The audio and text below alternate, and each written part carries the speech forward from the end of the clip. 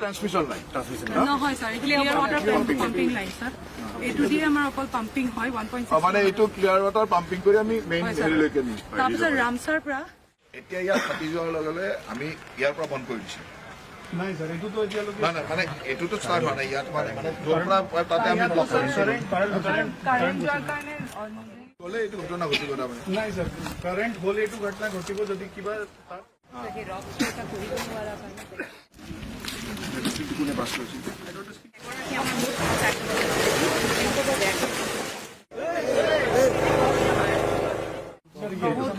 মানে এইটো পাম্প তাৰ পৰা পানীটো পাম্প হয়। यहाँ तक पहुंचता है प्रोसेस। ইমিডিয়েটলি ৰিলিভ কৰক আৰু আজি এছেছমেণ্টটো কৰি আজিয়ে পেমেণ্ট কৰি দিম। आज पेमेंट डीसी का रिपोर्ट लगेगा। डीसी सर्कुलर ऑफिसर अभी IIT ने बोला है कि सर्च टैंक चाहिए। उस टाइम तो हाइड्रो टेस्ट करने का टाइम है, वो प्रेशर का तो पता होना चाहिए, इतना प्रेशर है, ये पाइप है, ये है। এতিয়া আমি গোটেইখিনি বস্তু বুজি লৈছো আৰু বুজি লোৱা মতে কথাটো এনেকুৱা যে ইয়াৰ পৰা আমি পাম্পিং কৰি ৰামছাৰ হিললৈ পানীটো যিটো লাইনেৰে পঠাওঁ, ক্লিয়াৰ ৱাটাৰটো ইয়াৰ পৰা য'ত পঠাওঁ, সেই লাইনটো পাৱাৰ ইণ্টাৰেক্ট হোৱাৰ কাৰণে পানীটো বেক মাৰিছিল আৰু বেক প্ৰেছাৰত পাইপটো ফাটিছে।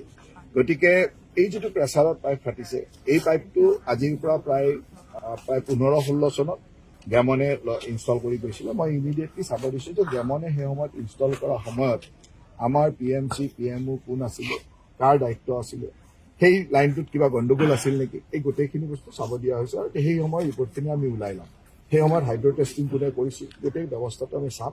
সেইখিনি হ'ল বিভাগীয়ভাৱে মই দিয়া নিৰ্দেশনা।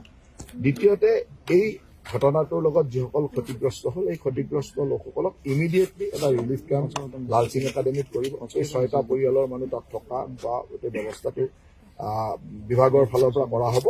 আৰু আজিৰ ভিতৰতে মই ইয়াৰ পৰা গ'লেও মেয়ৰ ডাঙৰীয়া থাকিব।